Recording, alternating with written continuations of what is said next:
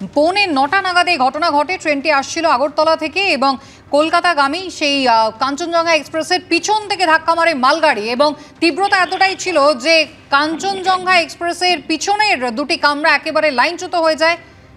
কামরা দুটি লাইনচ্যুত হয়ে পাশে গিয়ে পড়ে এবং স্থানীয় বাসিন্দারা তারা ইতিমধ্যেই উদ্ধার কাজ শুরু করেছেন।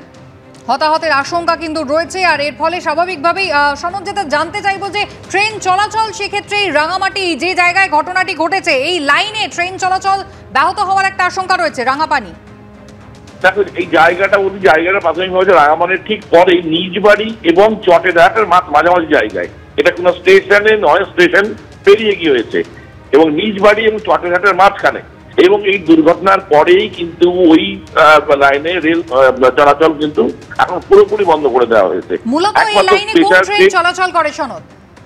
এবং এই লাইনে উত্তরবঙ্গের সঙ্গে সমস্ত যোগাযোগ করে, সমস্ত এটা লাইফ লাইনের উত্তরবঙ্গে এবং উত্তর পূর্বের গুয়াহাটিগামী শিলিগুড়িগামী যাবতীয় ট্রেন এই লাইন দিয়ে ঢোকে এনজেপিতে। ফলে স্বাভাবিকভাবে এখন এই লাইনে ট্রেন চলাচল পুরোপুরি বন্ধ করে দেওয়া হয়েছে যতক্ষণ না পর্যন্ত পুরোপুরি উদ্ধার কার্য হয়। সনদ, ইতিমধ্যেই আমরা জানি যে উত্তরবঙ্গ রীতিমতো প্রাকৃতিক দুর্যোগে বিপর্যস্ত হয়ে রয়েছে। ভারী বৃষ্টি, একটানা বৃষ্টি হয়ে চলেছে আর তার মধ্যেই দুর্যোগ। কোথাও যাত্রীদের সমস্যা কি আরো বাড়ালো? এবং ভয়ঙ্কর এখনো কিন্তু বৃষ্টি হচ্ছে, ঝিরঝিরে বৃষ্টি রয়েছে, এখনো বৃষ্টি হচ্ছে, গোটা এলাকায় বৃষ্টি হচ্ছে এবং বৃষ্টির মধ্যে এই দুর্ঘটনা।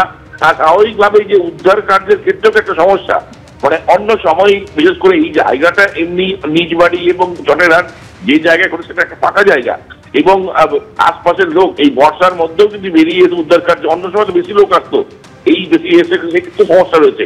তবে কিছুক্ষণের মধ্যেই এনজেপিতে যে বিশেষ ট্রেন পৌঁছে যাবে।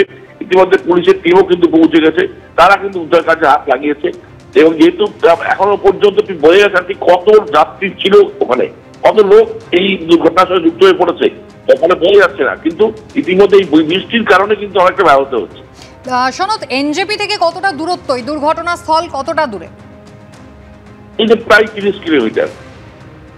30 কিলোমিটার অর্থাৎ, এবং যে জায়গায় ঘটনা ঘটেছে তার আশেপাশে কি লোকালিটি রয়েছে, সাধারণ মানুষজনের বসবাস আছে? এই যে নিজবাড়ি এবং এই চটেরহাটের মাঠ যেখানে ঘটেছে সেটা লোকালিটি রয়েছে, তবে দূরে রয়েছে। এবং নিজবাড়ি স্টেশন এই সমস্ত জায়গাগুলো, এই যে স্টেশনগুলো জনবসতিপূর্ণ এলাকায় নয়, এই এলাকাগুলো অনেকটাই দূরে। চটেরহাট স্টেশন থেকে চটেরহাটের যে এলাকা সেটাও কিন্তু দূরত্ব রয়েছে। ফলে স্টেশনগুলো কিন্তু যেহেতু জনবহুল এলাকায় নয়, ফলে কোনো ঘটনা ঘটলে চট করে কিন্তু স্থানীয় মানুষ পৌঁছতে পারে না। আর যেখানে ঘটেছে সেটা কিন্তু একটা ফাঁকা জায়গায় রয়েছে এবং দুপাশে জমি রয়েছে, কৃষি জমি রয়েছে। স্বাভাবিকভাবেই দুর্ঘটনার পরেই কিন্তু গ্রাম থেকে বিভিন্ন জায়গা থেকে মানুষ দৌড়ে এসছে।